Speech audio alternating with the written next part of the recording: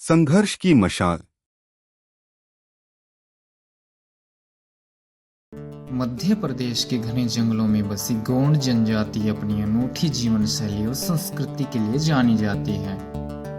यहाँ के लोग प्रकृति के साथ सामंजस्य बनाकर जीवन व्यतीत करते हैं, लेकिन आधुनिकता की बढ़ती रफ्तार और बाहरी हस्तक्षेप के कारण उनकी जीवन शैली में कई कठिनाइयां उत्पन्न हो गई थी। गोंड जनजाति के एक छोटे से गांव में बिरसा नाम का एक युवक रहता था।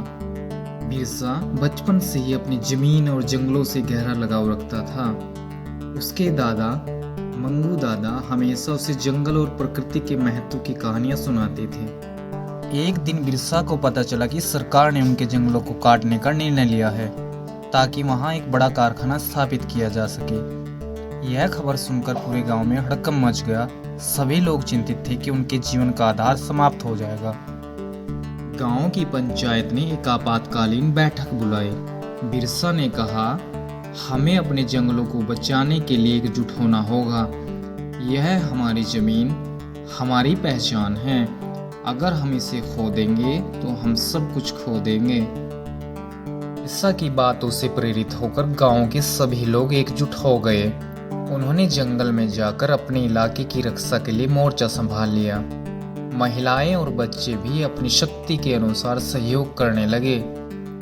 हर दिन में पेड़ों की रखवाली करते और बाहर से आने वाले लोगों को रोकने का प्रयास करते। लेकिन यह लड़ाई आसान नहीं थी।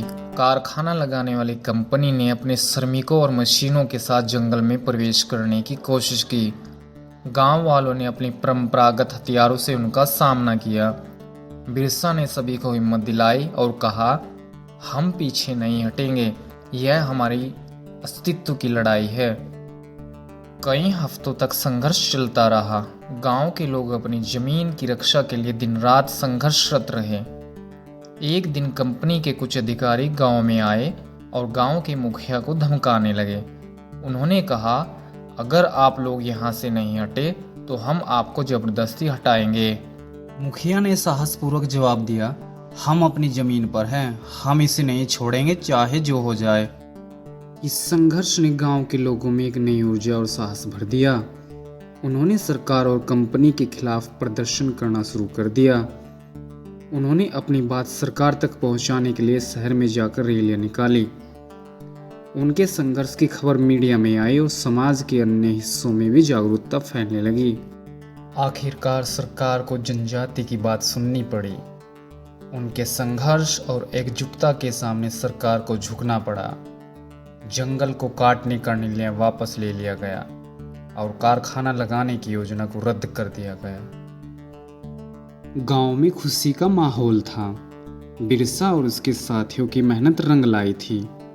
उन्होंने साबित कर दिया कि यदि एकजुट होकर संघर्ष किया जाए तो किसी भी कठिनाई का सामना किया जा सकता है।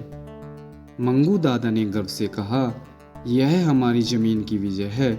यह संघर्ष की मिसाल हमें हमेशा जलाए रखनी होगी। इस संघर्ष ने गोंड जनजाति के लोगों को यह सिखाया कि अपनी जमीन और संस्कृति की रक्षा के लिए एकजुटता और साहस सबसे बड़े हथियार हैं। बिरसा की कहानी आज भी गांव के बच्चों को प्रेरणा देती है कि वे अपनी धरोहर की रक्षा के लिए हमेशा तैयार रहें और इस प्रकार संघर्ष की यह मशाल गोंड जनजाति के जीवन में हमेशा जलती रहे।